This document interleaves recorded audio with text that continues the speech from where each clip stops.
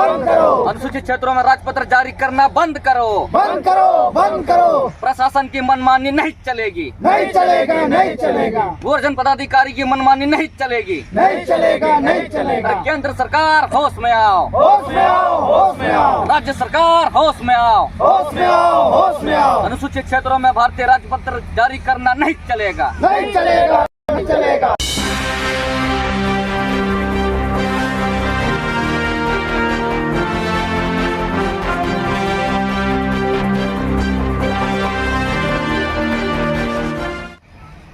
हम लोगों को याद होना चाहिए कि कोल्हान और पूरे के पूरा सिंहभूम या पूरा के पूरा छोटानागपुर, जिसे आप आज के समय में झारखंड कहते हैं, ये 5th शेड्यूल या अनुसूचित क्षेत्रों में सूचीबद्ध एक अलग प्रशासनिक व्यवस्था है जो पार्ट 10 के तहत गाइड होता है। और पार्ट 10 के तहत होने के चलते 2 प्रशासनिक क्षेत्र वहाँ पर है, एक जनजाति क्षेत्र है और एक अनुसूचित क्षेत्र है। ये अनुसूचित क्षेत्र होने के कारण भारत के संदर्भ में जो कानूनें बनती है संसद के माध्यम से और राज्य विधानमंडल के माध्यम से, ये भाग 6 का मामला है जहां स्टेट होती है, भाग 6 जहां पर प्रशासनिक व्यवस्था है।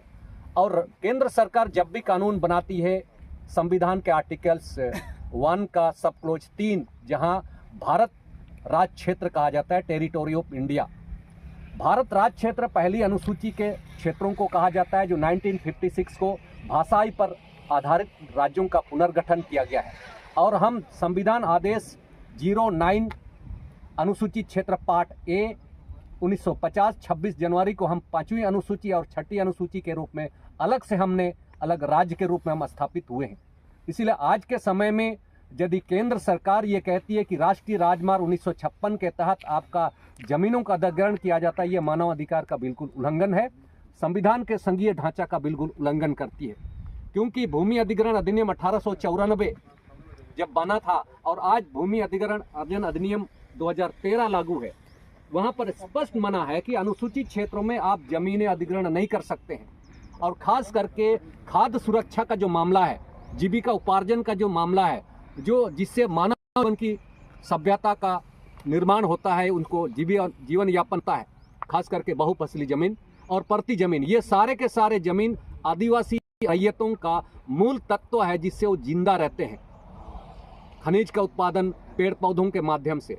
इसमें स्पष्ट लिखा है कि अनुसूचित क्षेत्रों में भूमि अधिग्रहण नहीं होगा, यदि होना है तो सोशल असेसमेंट होगा, ग्राम सभा का अनुमति के बगैर आप नहीं कर सकते।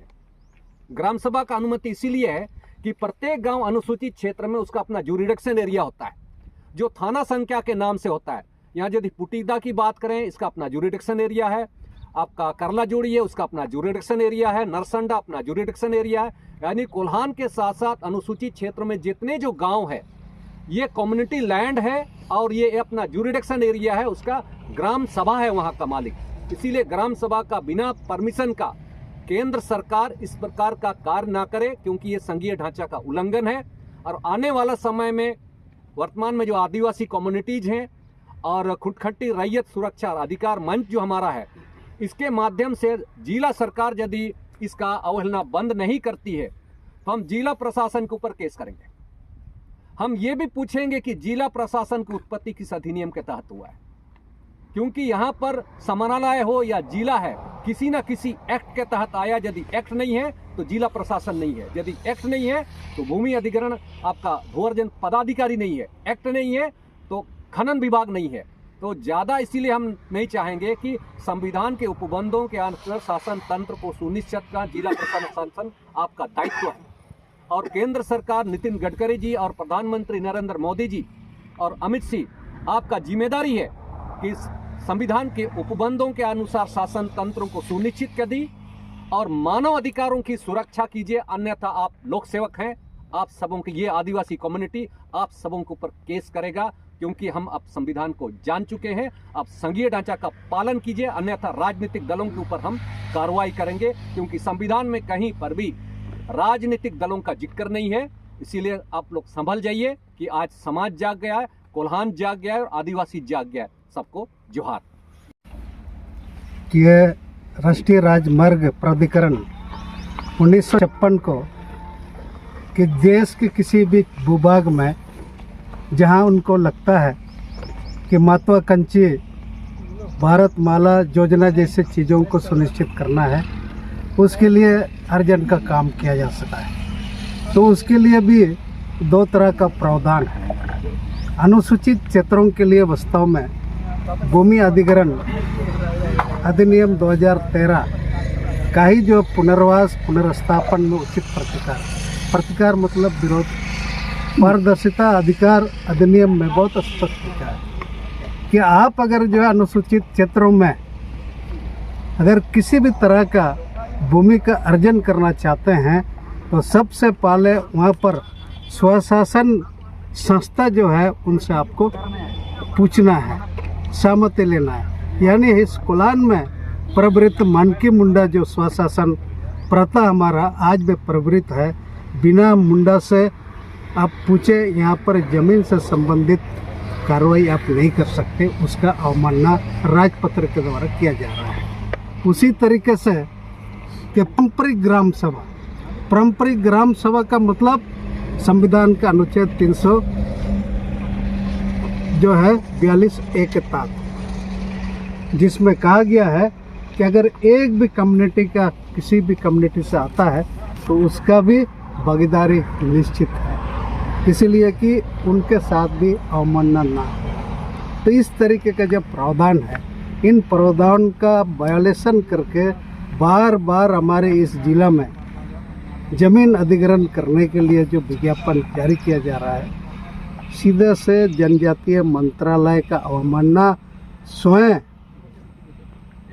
राष्ट्रीय राजमार्ग प्राधिकरण 1956 के तहत जो प्रतिनियुक्त अधिकारी है उसका संबंधित जो एजेंसी है वो कर रहे हैं। हमको तो अपना जीवन जीना है, इस देश का नागरिक होने के नाते इस देश के नागरिक पर संविधान जब केंद्रित है, कहा गया कि किसी भी नागरिक के साथ में आप किसी भी तरह का भेदभाव नहीं कर सकते, ना तो जाति के आधार पर ना तो धर्म के आधार पर।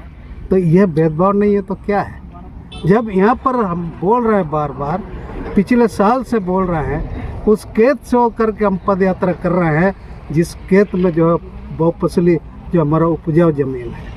जब कद सुरक्षा के तहत में जो है भूमि अधिग्रहण कानून भी ये बात बोलता है कि जहाँ पर अगर कद सुरक्षा का मामला आता हो तो किसी कीमत पर उस बहुफसली उपजाऊ जमीन को आप अर्जन नहीं कर सकते हो। इसका वायलेशन कौन कर रहा है? इस राजपत्र के माध्यम से सरकार और सरकारी तंत्र ही कर रहा है। उसका हम लोग लोकतांत्रिक मूल्यों के आलोक में हम लोग विरोध कर रहे हैं। इसीलिए हम राज्य के मुख्य सचिव को हम चेताना चाहते हैं, जो पिछले दिन ठीक जो 31 दिसंबर को नितिन गडकरी ने झारखंड के सभी राष्ट्रीय राजमार्ग जो आज किसी भी तरह से बाधित है, काम नहीं हो रहा है, उस पर उन्होंने एक चिट्ठी मुख्यमंत्री झारखंड सरकार हेमंत सोरेन को लिखा था।